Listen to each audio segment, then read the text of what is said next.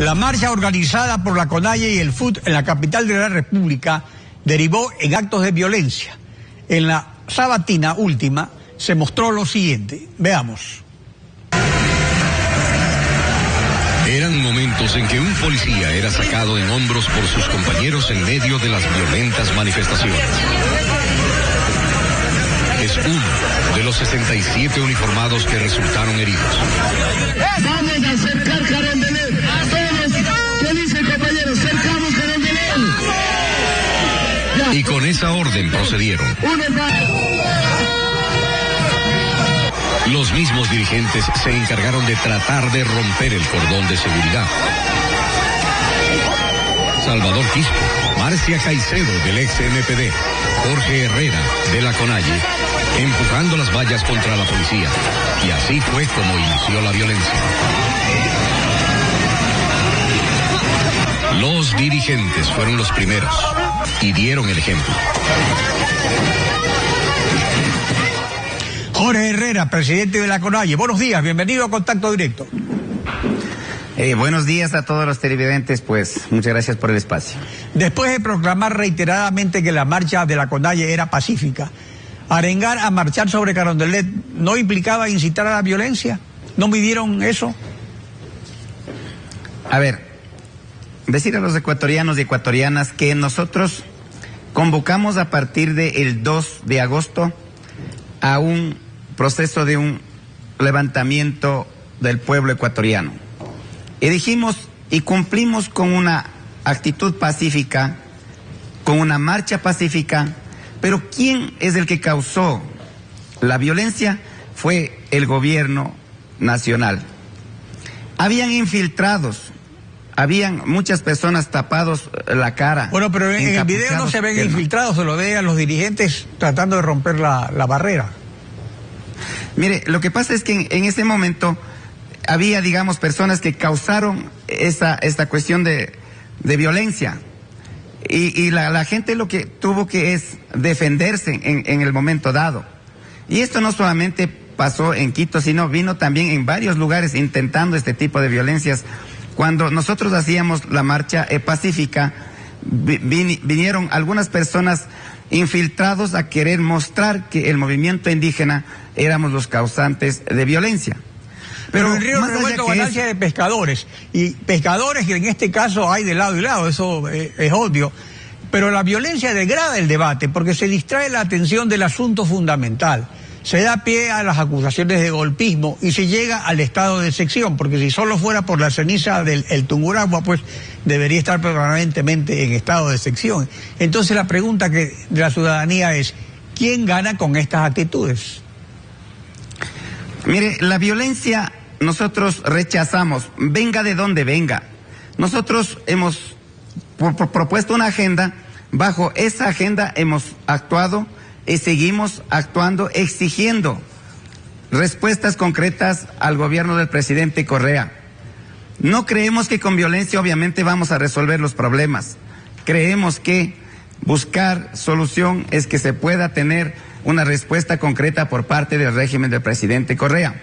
Sí, obviamente en ese momento había una cuestión de una respuesta. Lo que ha hecho la gente es defenderse de la situación que se daba en ese entonces, porque habían muchos infiltrados, insistimos en ese entonces, y que eso fue, digamos, el efecto de que no solamente el tema de la policía y otros, sino más bien que habían muchas personas heridas, que fue afectado en este tiempo del momento de la convulsión que dio en el caso de el día 13 de agosto. Mahatma Gandhi, Martin Luther King y Nelson Mandela, en la última fase de su vida política, son íconos, emblemas de la resistencia pacífica. ¿Por qué no seguir sus ejemplos para desnudar la violencia del poder? A ver, miren, nosotros hemos estado cumpliendo unas actividades, como se vino diciendo desde un inicio, una cuestión bien concreta, más allá que pensar en violencia. La violencia vino desde el gobierno nacional. Nosotros hemos seguido insistiendo que nuestra agenda tiene que ver en cambios de políticas, en cambios y respuestas a nuestros pedidos históricos del movimiento indígena. Hemos insistido al gobierno nacional de que todos estos hechos ha causado no solamente este tiempo, sino los tiempos más atrás que ha venido causando el rechazo a nuestros pedidos. Esto ha llegado de que el movimiento indígena, la CONAIE y las organizaciones sociales hemos tenido que convocar como una alternativa salir a las calles a la resistencia y la exigencia de derechos mediante una acción colectiva. Y hemos dicho que esta movilización, a más de otros elementos que se pueda decir, es constitucional.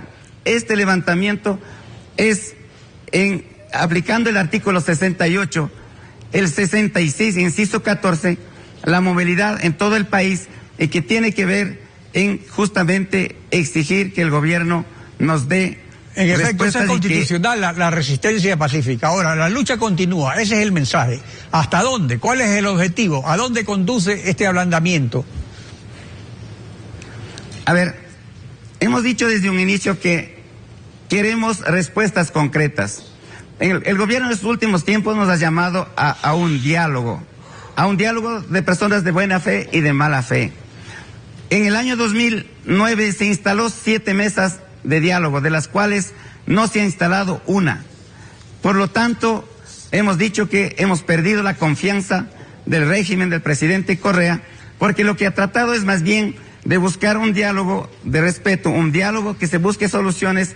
Más bien lo que se ha tratado es insultar de manera sistemática, a descalificar este levantamiento. Y todas estas cosas, lo que ha pasado en los últimos días del 13, debemos decir que como producto de todo este proceso, más allá de cuestiones puntuales que lo único que se ha hecho es defender, pero lo otro es que este levantamiento del pueblo ecuatoriano ha sido de total éxito.